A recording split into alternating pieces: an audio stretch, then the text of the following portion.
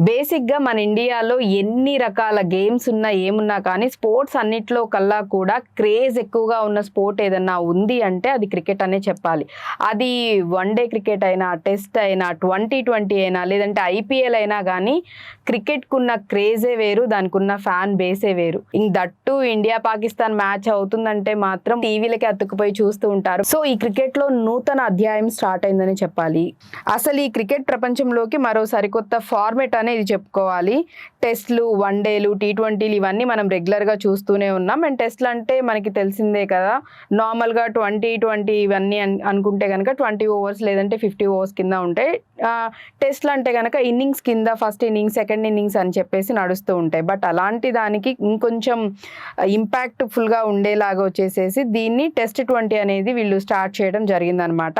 Test మ్యాచ్ల వ్యూహం, టీ20ల వేగాన్ని కలగలిపి దీన్ని వీళ్ళు ఈ ఫార్మెట్ని కనుగొనటం, దీన్ని లాంచ్ చేయడం అనేది జరిగింది. ఇక ముంబైలోని క్రికెట్ దిగ్గజాలైన మాథ్యూ హెడెన్, అలాగే హర్భజన్ సింగ్, ఏబీ డివిలియర్స్తో పాటు West Indies legend sir Clive Lloyd కూడా అధికారికంగా దీన్ని ఆవిష్కరించడం జరిగిందనమాట. మొత్తం క్రికెట్ దిగ్గజాలంతా కలిసి దీన్ని ఆవిష్కరించారు. సో ఇదంతా కూడా యువతరాన్ని అంటే యంగ్ పీపుల్ని అట్రాక్ట్ చేయడానికి అనమాట. ఈ ఫార్మేట్లో ఒక మ్యాచ్లో మొత్తం 80 ఓవర్లు ఉంటాయి. ఇక టెస్ట్ల మాదిరిగానే ప్రతి జట్టు 2 ఇన్నింగ్స్ ఆడాల్సి ఉంటుంది.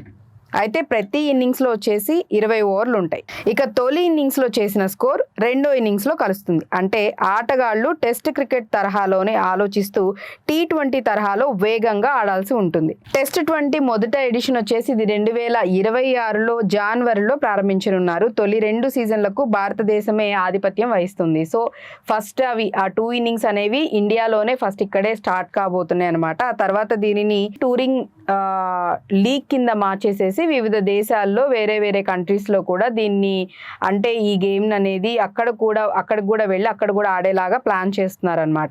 దీని ప్రధాన ఉద్దేశం అంతా కూడా యువత అంటే 13 నుంచి 19 ఏళ్ల వయసున్న యువకుల మీద ఎక్కువగా ఫోకస్డ్గా ఉండేలాగా దీన్ని ప్లాన్ చేయడం జరిగింది.